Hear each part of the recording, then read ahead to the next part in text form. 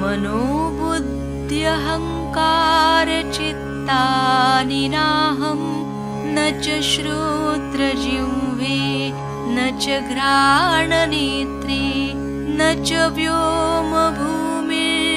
तेजो न वायुः चिदानन्दरूपः शिवोऽहं शिवोऽहं न च प्राणसंज्ञो न वै पञ्चवायुः न वा सप्तधातुर्न वा पञ्चकोशः न वाक्पाणिपादौ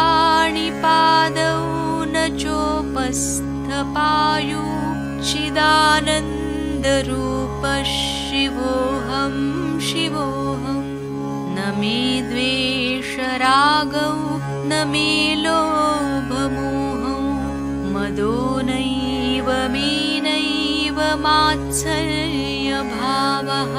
न धर्मो न चार्थो न कामो न मोक्षः चिदानन्दरूपः शिवोऽहं शिवोऽहं न पुण्यं न पापं न सौख्यं न दुःखं न मन्त्रो न तीर्थो न वेदा न यज्ञः अहं भोजनं नैव भोज्यं न भोक्ता चिदानन्दरूपः शिवोऽहं शिवोऽहं न मे मृत्युशङ्का न मे जातिभेदः पिता नैव मे नैव माता न जन्म न बन्धुर्न मित्रं गुरुर्नैव शिष्यः चिदानन्दरूपः शिवोऽहं शिवोऽहम् अहं निर्विकल्पो निराकाररूपो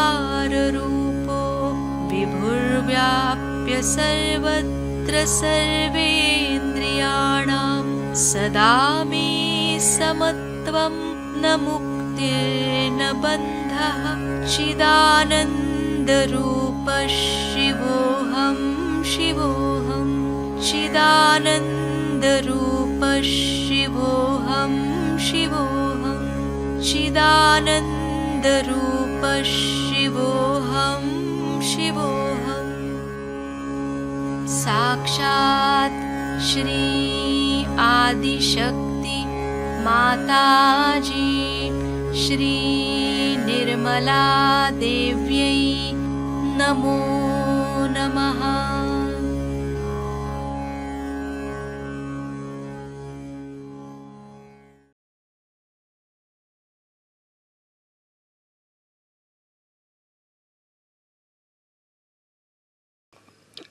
In these modern times, a place which is supposed to be a holy place becomes the most unholy place.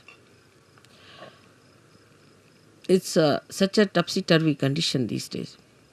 And when we are trying to establish something very fundamental, it's like a little seedling that has to come out of the stones. It has to fight lots of things, so we have to keep our brains intact and be sensible about everything and try to see what we can achieve through our patience and understanding. It's very important. Today I think is a very great day for all of us, because this place is the place of Virat, of Sri Vithala. It's the place where Sri Vithala appeared to a devoted son, and when he asked him that you better stand on a break, he stood there. And they say that he stood there waiting. Some people say that the statues that we see came out of the Mother Earth on this sand. And that's what Pundarikaksh carried, saying that these are the ones who came to see my see me and my parents. I was busy with them. So they are standing on the same brick which I threw.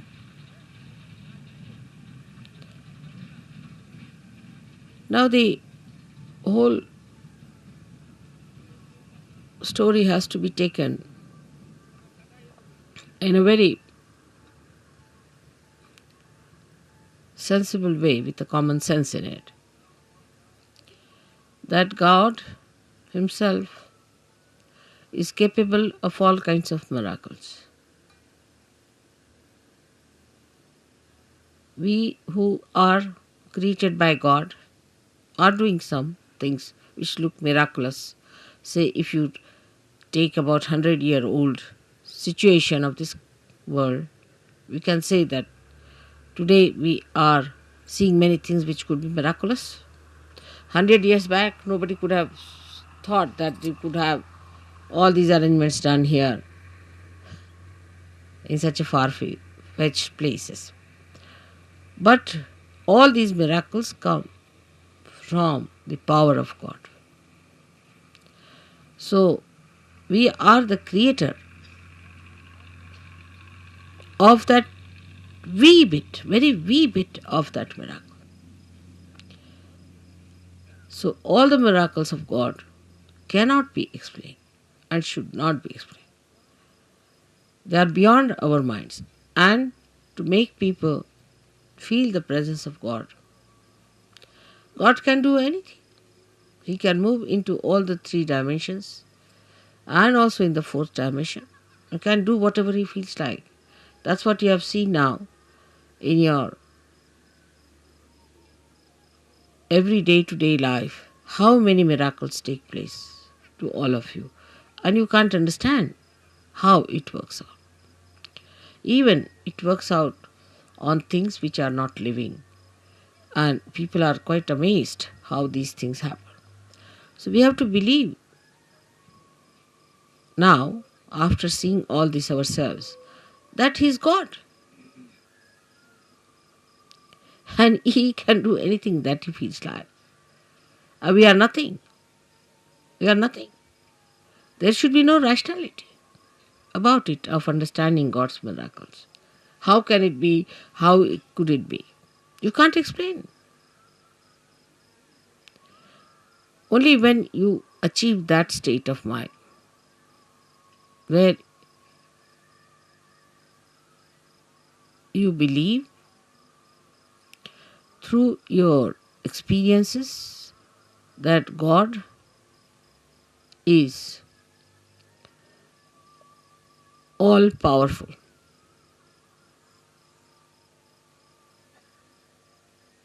It's very difficult. This concept is very difficult because we are limited people. We have limited powers. We cannot understand how God could be all powerful because we haven't got the capacity. So, this God, who is our creator, who is our preserver, the one who desired that we should exist, who is our existence itself, is an all-powerful God. All-powerful. He can do whatever He likes with you. He can create another world. He can destroy this world. It's only if He has to desire. My idea of coming to Pandharpur for Shiv Puja was this, that Shiva represents the spirit. And the spirit is residing in all of you, in your hearts.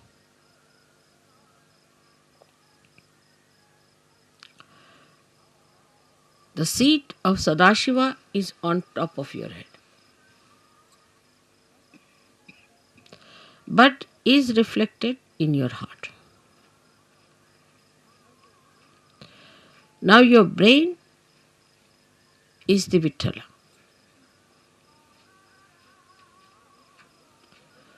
So to bring spirit to your brain means enlightenment of your brain. Enlightenment of your brain means the limited capacity of your brain has to become unlimited in its capacity to realize God. I will not use the word understand, but to realize God. How powerful He is, how miraculous He is, how great He is. The another is that the brain of man can create, of course, out of the dead. But when the spirit comes into brain, then you create living things, living work of Kundalini. Even the dead start behaving like living because you touch the spirit in the dead. Like the nucleus inside every atom or a molecule has the spirit of that molecule. And if you become your spirit, we can say the brain of a molecule or an atom is like the nucleus, body of the nucleus. But the one that controls the nucleus is the spirit that resides within the nucleus. So now you have got the attention or the body, the whole body of the atom, then the nucleus, and inside the nucleus is the spirit. In the same way, we have this body, the attention of the body. And then we have the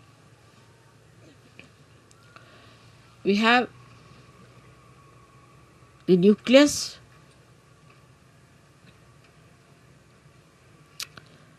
is the brain.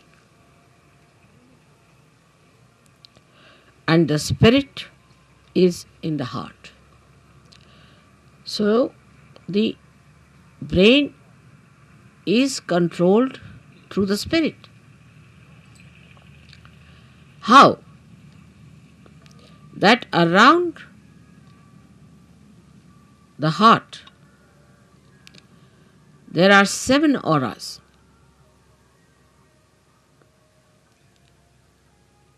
Which can be multiplied into any number. 7 raised to power 1600,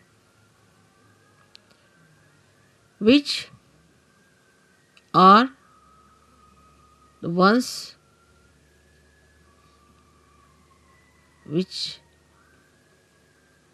watch the 7 chakras raised to power 1600. 16,000, sorry. Now this spirit is watching through this aura. Watching, I am again saying watching. Through this aura. Can you sit down?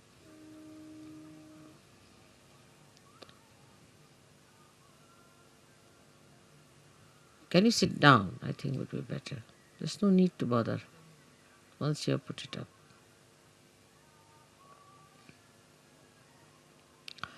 This aura is watching the behavior of your 7 centers in your brain. Is also watching all the nerves that are working in the brain. Watching again. But when you bring the spirit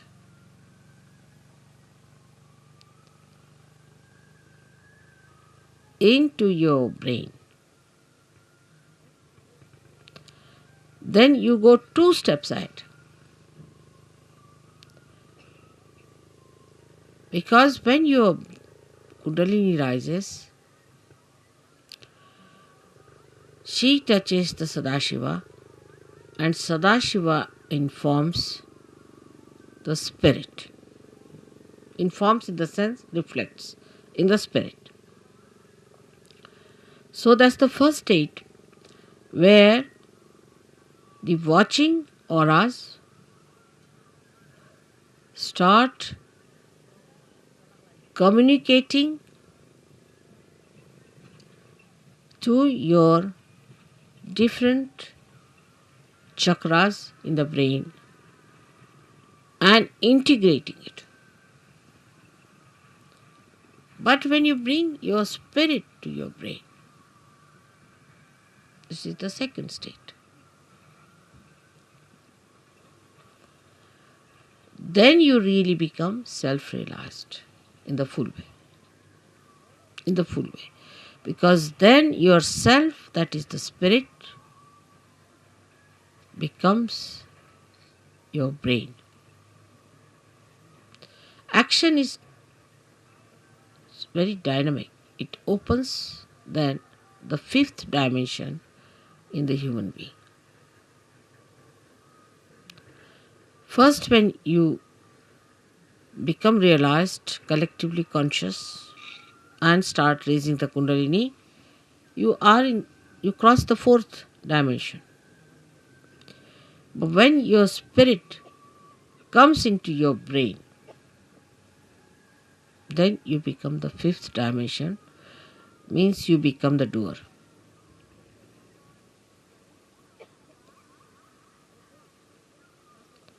Our brain now, for example, says, all right, lift this thing up. So you touch it with your hand, you lift it up.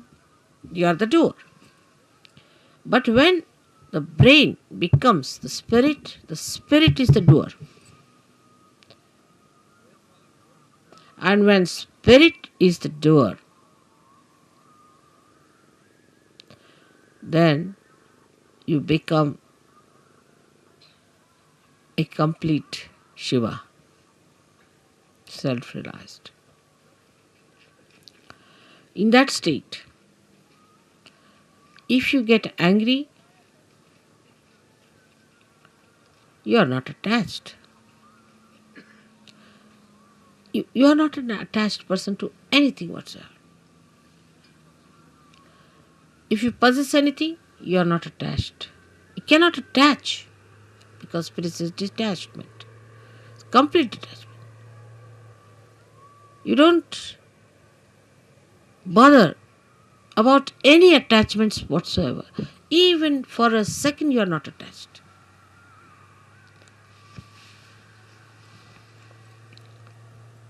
Now, I would say, to understand the detachment of spirit, we should study ourselves very well, clearly. How are we attached? We are attached, firstly, by our brain. Mostly by our brain. Because all our conditionings are in our brain and all our ego is also in our brain.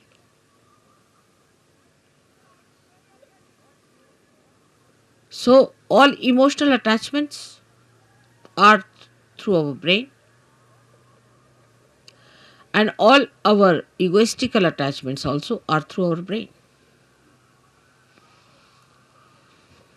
That's why it is said that after realization one must try to practice the Shiva Tattva by practicing detachment. जरा मला शाल दे. तसं शिवाची फार थंड असणार सगळं. Now, how do you practice this detachment? सगळ्यांना English समजता आहे ना थोडं थोडं? Because we get attached to something, of course through our brain, but through our attention. So we try to do what we call chitta nirodh, is to control your attention. Where is it going? In the practice of Sahaja Yoga, if you have to rise higher, you have to improve your own instrument and not the instrument of others. This is one thing one should know. For definite. Now you just watch your attention, where is it going? Watch yourself. As soon as you start watching yourself, your attention, you will become more identified with your spirit. Because if you have to watch your attention, you have to be your spirit. Otherwise, how will you watch it? So now see, where is your attention going? First, the attachment is in all gross ways to your body. So we see Shiva, there is no attachment to his body. He sleeps anywhere. He goes to the cemeteries and he sleeps there. Because he's not attached, he can never be caught up by any bhoots or anything, nothing of the kind. He's detached.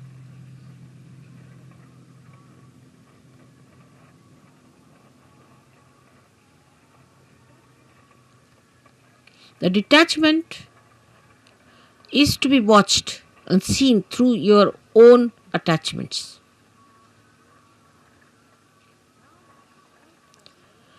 Now, because you are realized souls, not yet, the spirit has not come into your brain, of course, but still you are realized souls. So what you can do is at least to watch your attention, you can do that. You can watch your attention very clearly by seeing where your attention is going. And then controlling your attention also you can do. Very simple. To control your attention, you have to just remove your attention from this to that. Try to change your priorities. All this has to be done now, after realization, a complete detachment. So the body demands comfort. Try to make body uncomfortable a little bit. Try. What you think it to be comfortable, try to make it little uncomfortable. That's why people went to Himalayas. See, coming to this place itself has caused us a lot of problems. But going to Himalayas, you can imagine. So after realization, they used to take their body to Himalayas. All right, go through all this. Let's see how you act. So what you call the penance side starts now. In a way, it's a penance which you can do very easily because now you are realized souls. With enjoyment, little. Try to make this body. For Shiva, it doesn't matter whether he is in a cemetery or in his own Kailasha or anywhere.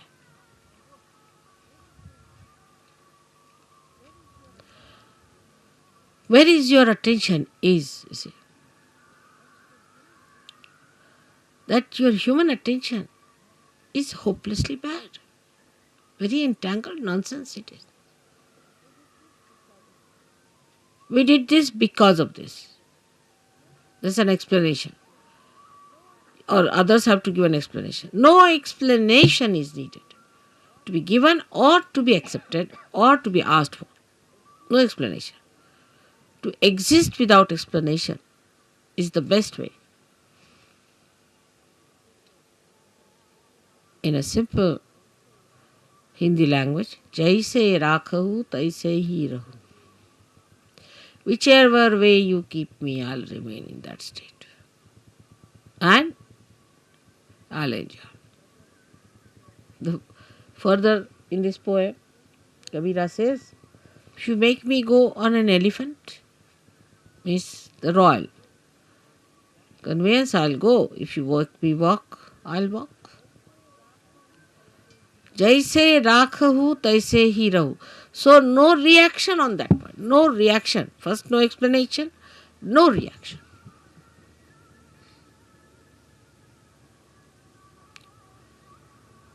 Now, second is about food. So that's the first seeking human beings had as animals. No attention on food.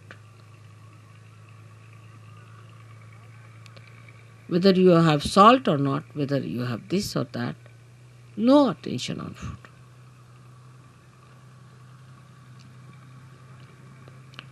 Actually, you should not remember what you ate this morning. But we think as to what we are going to eat tomorrow.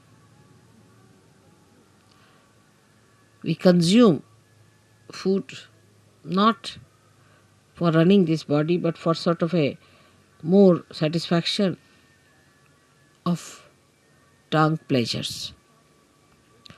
Once you start understanding that pleasure is a sign of gross attention, any kind of pleasure is a very gross sensationalization. Sensations. Very gross it is. But when I say no pleasures means, doesn't mean that you should become serious people and people of sort of as if somebody is dead in your family. But you should be like Shiva. So detached. She came on a bull which was running very fast to get married. He was sitting on a bull with 2 feet like this, you see. And the bull is running fast and he's holding the bull. The feet like this.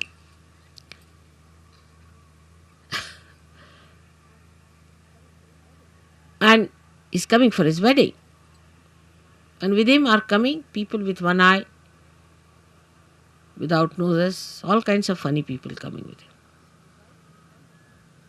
And his wife feeling quite embarrassed at the nonsensical things people are talking about Shiva. He's not bothered. What's his reputation would be, this thing. But that doesn't mean that you become hippies. You see, this the problem is that once you start thinking like that, you become hippies. Many people believe that if you try to behave like Shiva, you become Shiva. Many believe that way. That if you take ganja, you become Shiva, because Shiva is to take ganja, because he was consuming all that to finish off from this world.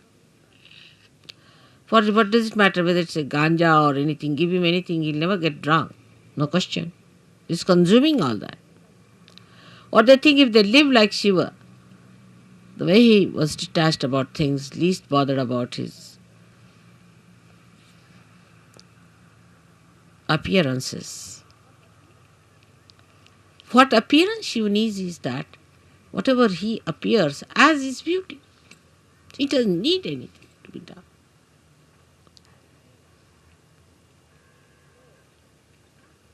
So, attachment to anything is ugliness. It's ugliness. It's nonsense. But you can dress up whatever way you like. Or even if you are in the most ordinary dress, you look the most magnificent person. But it's not that if you say that, all right, so in these circumstances, let us go about on one sheet wrapped around. The beauty that has evolved within you through spirit gives you that power that you can wear whatever you feel like. Makes no difference to your beauty. Your beauty is there all the time. But have you achieved that state? And that state only you achieve when your spirit enters into your brain. With ego-oriented people is more difficult. And that's why they cannot enjoy things. At the slightest pretext, they topple down. And spirit, which is the source of joy, just doesn't come, doesn't show. The joy is beauty. The joy itself is beauty. But that is a state one has to achieve. Attachments come by various methods. If you go a little ahead with it, then you have attachments of your family. What will happen to my child? What will happen to my husband? What will happen to my mother, to my wife? This, that nonsense. Who is your father and who is your mother? Who is your husband and who is your wife? For Shiva, he doesn't know all these things. To him, he and his power are inseparable things. So he stands as singular personality. There's no duality. When there is duality, then only say, my wife. You can't say, my nose, my ears, my hands, my, go deep down. Till you say my, there is some duality.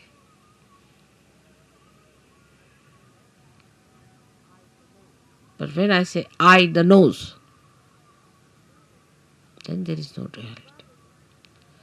Shiva the Shakti, Shakti the Shiva, there is no duality.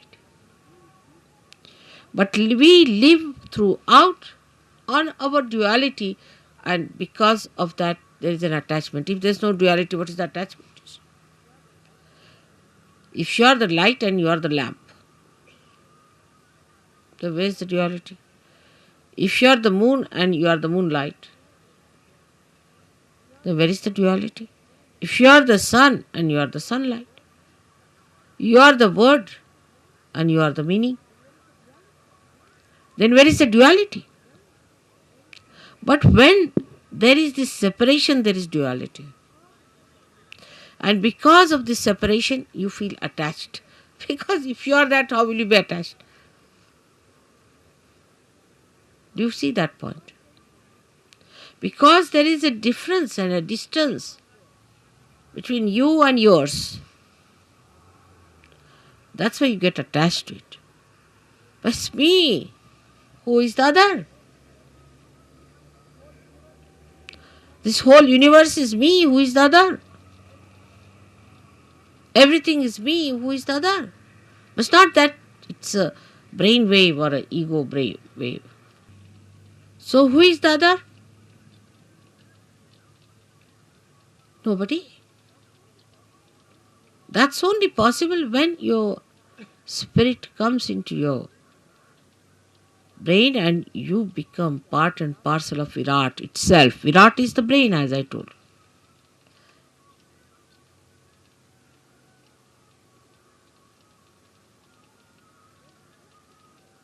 Then everything that you do, when you show your temper, when you show your affection, when you show your compassion, anything, is the spirit that is expressing. Because brain has lost its identity, the so-called limited brain. It has become the unlimited spirit. I do not know. I really do not know how to give an analogy to a thing like that.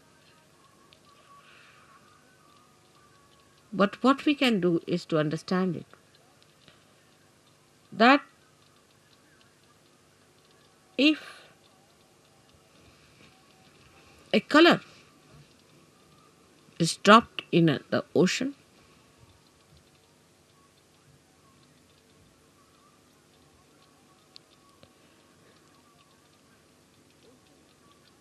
the ocean becomes colorful.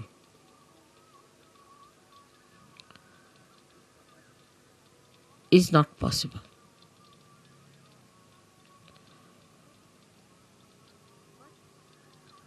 But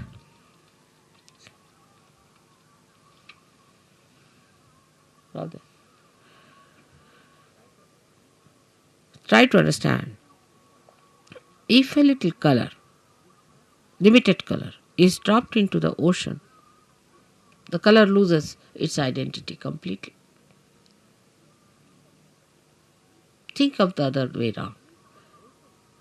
If the ocean is colored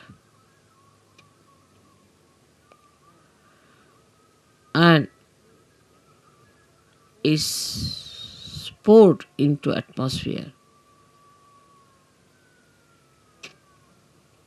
or onto any part, any little wee bit, or onto any spot, onto any atom or anything, it all becomes colorful. So the spirit is like the ocean which has the light in it. And when this ocean pours into the little cup of your brain, the cup loses its identity and everything becomes spiritual. Everything. You can make everything spiritual. Everything. You touch anything is spiritual. The sand becomes spiritual. The land becomes spiritual. Atmosphere becomes spiritual. Celestial bodies become spiritual. Everything becomes spiritual. So is the ocean that is the spirit, while your brain is limited. So the detachment from your limited brain has to be brought in. All limitations of brain should be broken so that when this ocean fills that brain, it should break that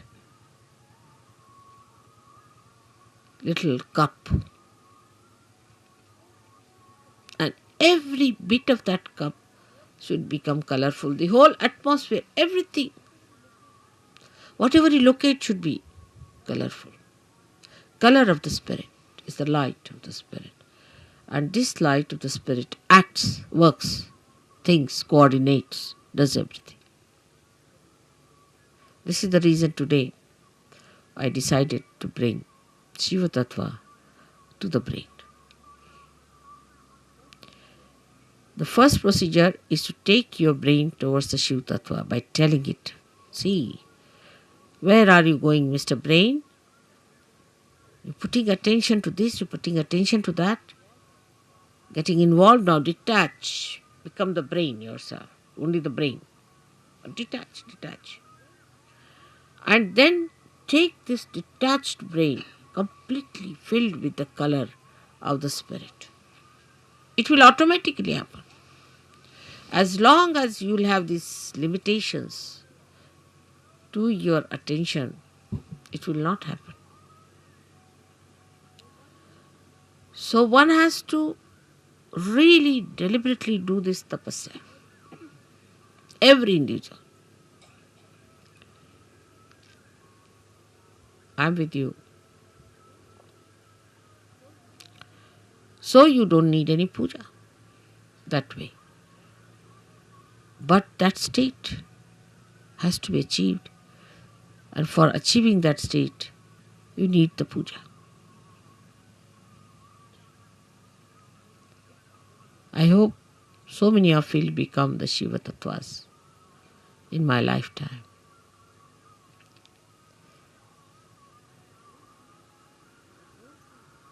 But don't think I'm asking you to suffer. There is no suffering in this kind of an ascent. If you understand that this is the complete joy state, that is the time when you become Nirananda. That's the joy named in the Sahasrara. The name of the joy is Nirananda, and you know your mother's name is Nira. So you become Nirananda.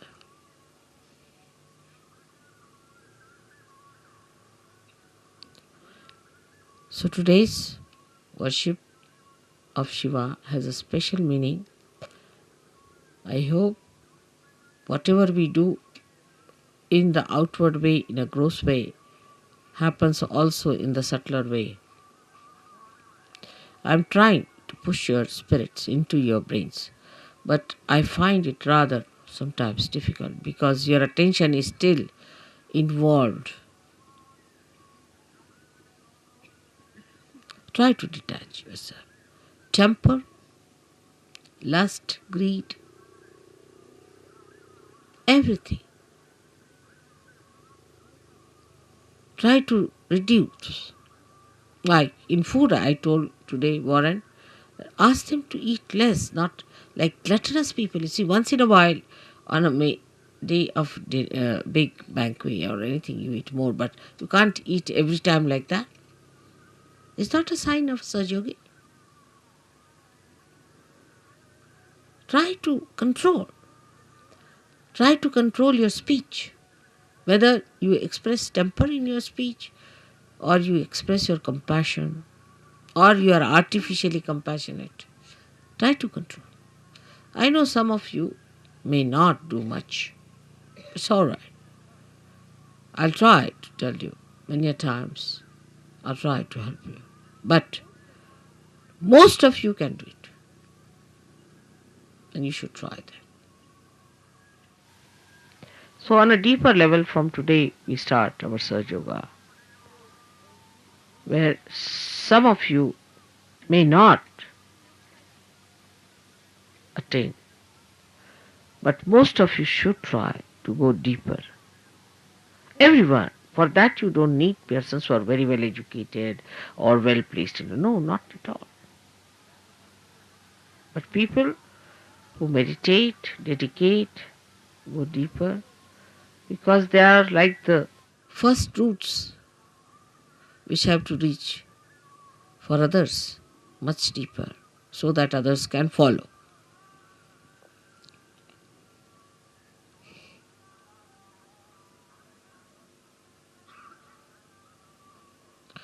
Now for today's puja, we'll have a very short Ganesh Atharvashesh.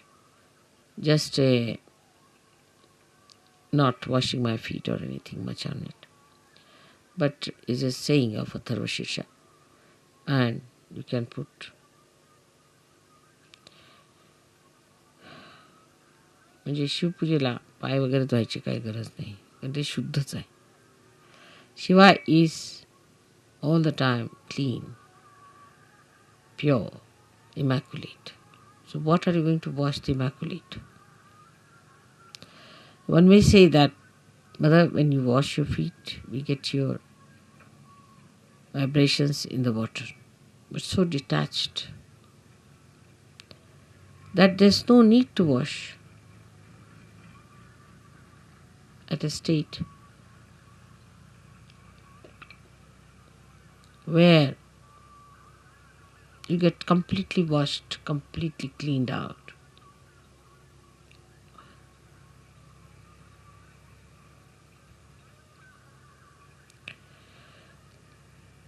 Then we'll have a Devi Pujan, because Gauri, who is virgin, is to be worshipped. So we'll say the 108 names of the Virgin. Then we'll do the Shiv Puja. I'm sorry, I cannot tell you everything in one short speech all about this. But detachment must start expressing itself in your realization. Detachment.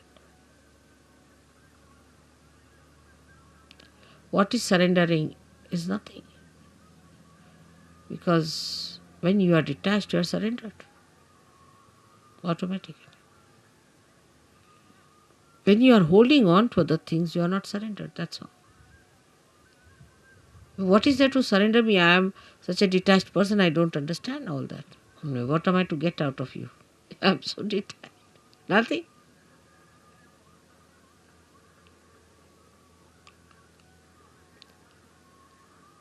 So today I hope we all pray that, O Lord, give us strength and that source of attraction by which we give up all other attractions of all the pleasures of joy, of ego, of everything that we think of. But we should fall into the pure joy form of the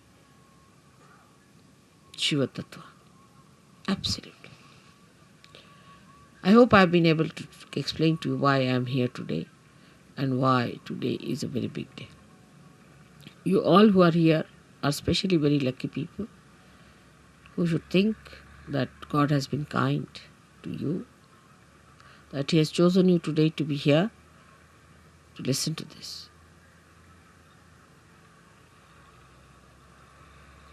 And then once you get detached, you'll start feeling responsible. Abhiyukt, responsible. But the responsibility not giving ego, but responsibility which is executing by itself, which is expressing by itself, manifesting by itself.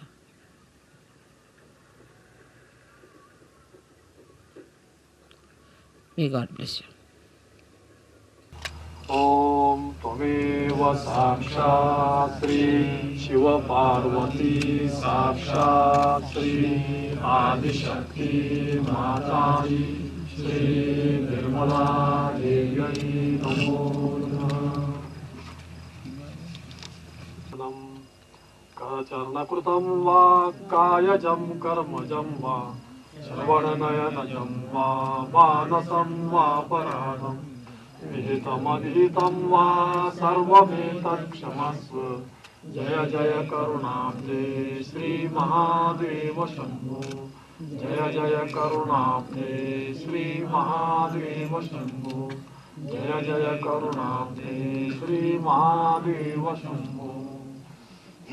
ॐ त्वमेव साक्षात् श्री शिवपार्वती साक्षात् श्री आदिशक्ति माताजी श्री निर्मला देव्यै नमो नमः।